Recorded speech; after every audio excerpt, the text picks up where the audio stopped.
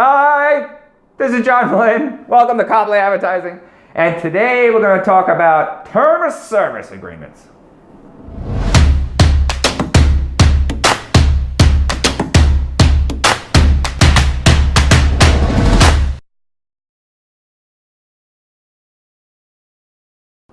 Term of service agreements, yes.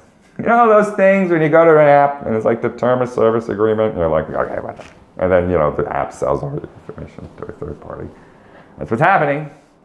Wow, after the Facebook disaster, I've gotten thousands of announcements that, we have a new term of service agreement. Google must have sent me 8. Google, hiding under their desk. We have more data than Facebook. Oh, don't look at us, please.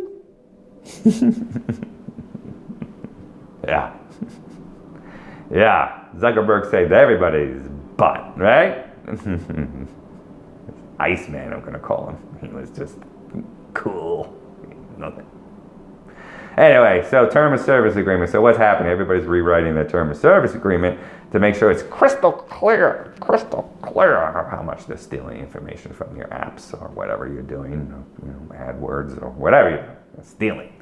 So, everybody got freaked out. So now we have like all these terms of service agreements. So the interesting thing about all this, and of course, this is mobile marketing, it's my business. So, I want things obviously as free and clear as possible.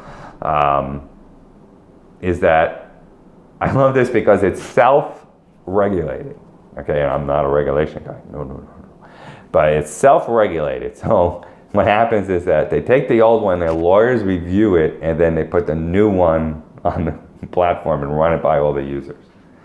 I just love these gaping loopholes of how to do business, right? Now, listen, I think you take a step back from all this, you realize that this practice but not as efficient as it is now, has been happening for 100 years. I mean, the fact that people like you signed up for a newspaper and they didn't log your zip code and information into a book and wrote it down, and then took an ad out and said, these people live in this zip code, and they wrote it all down, and then like a stamp on it and then mailed it to you. That's the same thing, right? They're taking your information that you gave them to sign up for the newspaper and using it to sell more advertising. There you go, same model.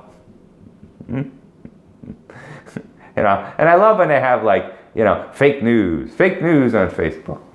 Let's go back. Where did fake news start? Well, Joseph Pulitzer, who the Pulitzer Prize is named after, started a war called the American-Spanish War by blowing up a ship in the Cuban harbor with his good friend, Mr. Hearst. Because why? Why did they do this? Sell more newspapers.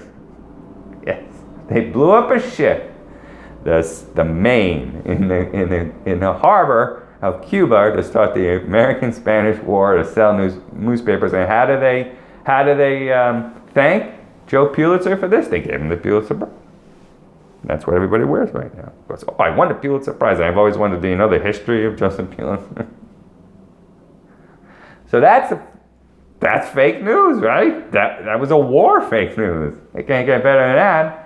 So these terms and everything have been around for so long. I just think it's just hysterical that we talk about things, Okay, this is a little off subject, but I do this occasionally. I saw something the other day, and it was like the Stormy Daniels lawyer, right, who's on TV a lot. Bright guy. I like this guy. So he was on TV explaining something about the legal case, which that's his job. I mean, he's got them boxed in, and he's going to bang it now. He's going to go out there and bang them. And he's doing it for his client and himself, but he's doing it for his client. He's really being aggressive for his client. And then it's like one lawyer who was on a TV show, right? She's on a TV show a lot, said, I don't think he should have been on TV to talk about that. Okay. You're on TV, right, as a legal advisor to this show, talking about legal issues. Now you're talking about this guy. Shouldn't be put on TV to talk about legal issues while you're on TV talking about legal issues. This hypocrisy has been going on forever, right? I mean, don't you think it's like, you know, the politicians and everything haven't bought newspapers before and like ran ads and everything? I mean, I just love how our attention span regarding all this is like, you know, 2 days. You know, nobody thinks. I mean, nobody looks at the history of all this, you know, how this has been going on, right? You know, and how it was fixed. And, you know, we didn't regulate the newspapers, did we? No. I mean, what happens was that they found out through like the New York Times stuff that quality was better than quantity, right? You still have National Enquirer, but, you know, the brand Wall Street Journal and New York Times are still worth something as opposed to every other newspaper that isn't. All right, so anyway, you know, term of service agreements, I've got a bundle of them. Everybody's panicking, which is fine, but I get a big kick out is that they're writing the new term of service agreement in-house, which is fine with me. I don't want a term of service agreement czar, right? What a disaster that would be. But, you know, it's indicative to what's happening. And don't worry, Donald Trump is still tweeting. Twitter, what are you doing? I would like have this guy have like some special Twitter box that he can go into and like verbally say whatever he wants, and it goes live on the Twitter screen. I mean, why are you not doing this, Twitter? Why are you not pandering to this president of the United States that loves you so much? I would be whatever this guy wants. Whatever this one. Whatever. John Blaine, Copley Advertising, give me 1 month. 1 month of my mobile marketing campaign. All right, we'll fix it.